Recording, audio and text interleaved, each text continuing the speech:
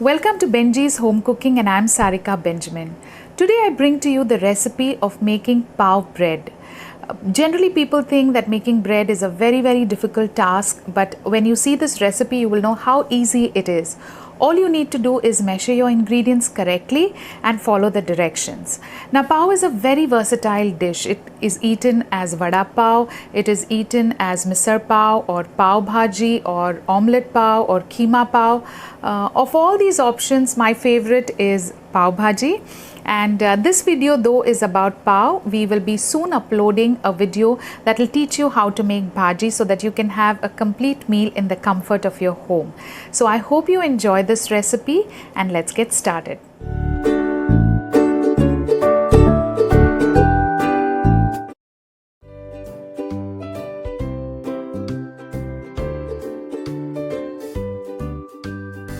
For the recipe, we need 750 grams of all-purpose flour or Maida and a little extra for dusting, 550 ml of warm milk, 5 to 6 tablespoons of oil, vegetable oil which is unflavored, 6 tablespoons of sugar, 2 tablespoons of yeast, a teaspoon and half of salt and 2 tablespoons of milk powder.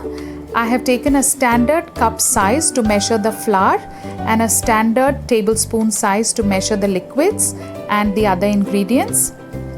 When we bake, we use a standard size measurement cup so that there is no confusion. I have measured about 5 3/4 cup with this measurement cup, which is about 750 grams of flour. This ensures that there is no confusion in the recipe.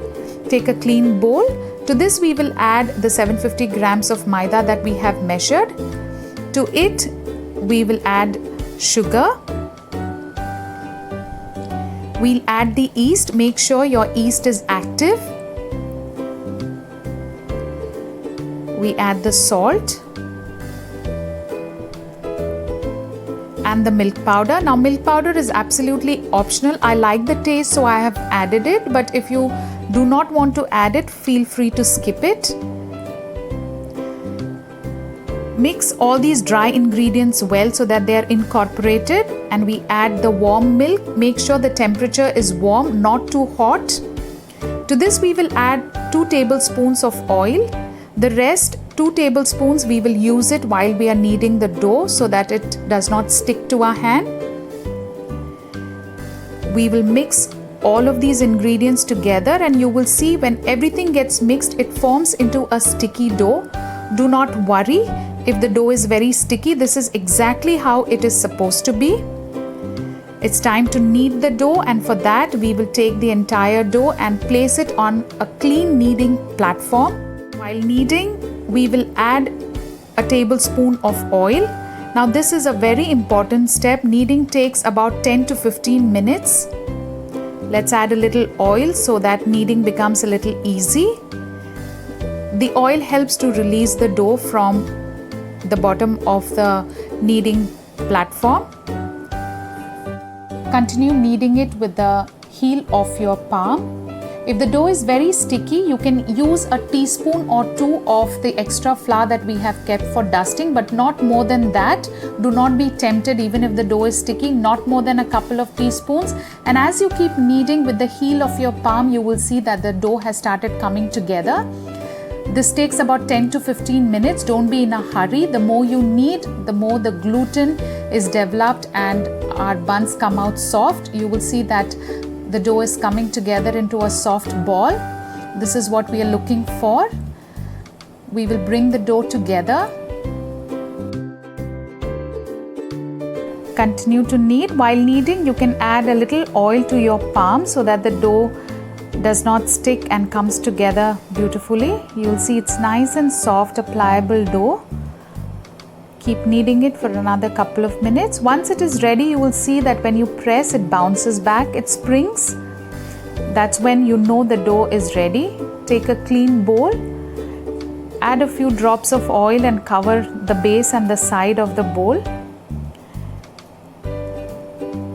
Tuck the dough at the bottom.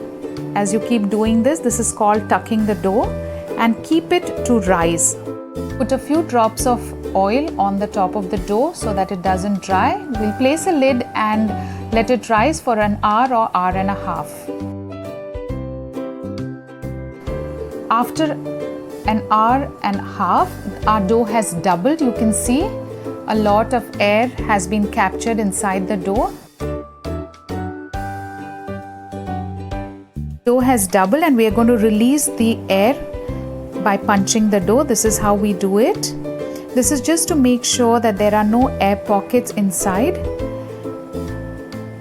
We need to gently knead the dough again. For that, we will bring the dough together on our kneading platform one more time. Gently knead it and bring it into a smooth ball. Start pinching equal quantity of dough to make smooth balls in circular motion and place them on a baking tray. I have greased a tray. Make equal sizes of balls from this dough. Make them into smooth rounded balls. Keep them close to each other. If the dough is sticky, grease your palm or your fingers and keep pinching equal quantity of dough.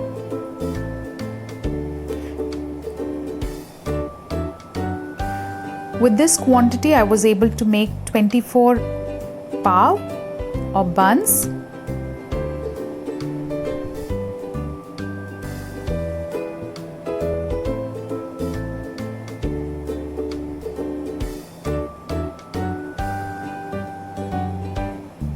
Once we finish rolling the entire dough into small balls, we leave it for the second rise, which is for another hour.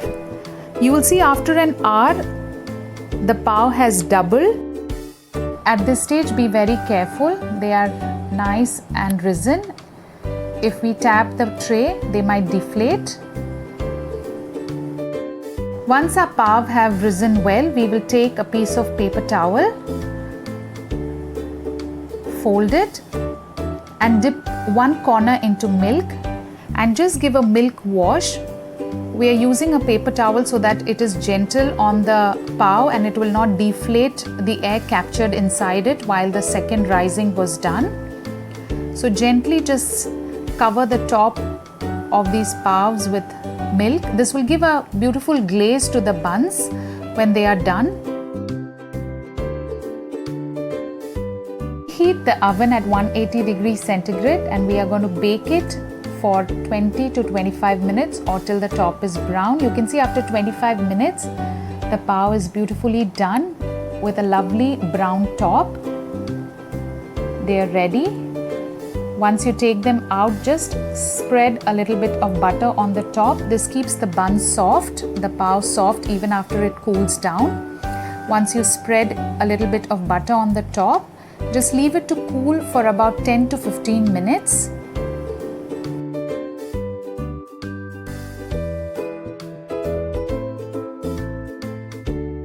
I have cooled the pav buns for about 15 minutes and now with the help of a spatula, we will just release the sides so that they'll come out easily when we unmold them from the tray.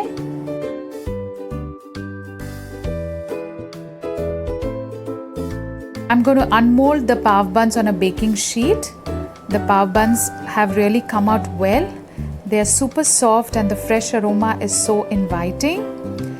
Let me just show you the texture. They are soft. It's an easy recipe. If you like this recipe, do try it at home. Like the video and share it with your friends. Subscribe to our channel. Don't forget to press the bell icon to be notified every time we upload. See you next time.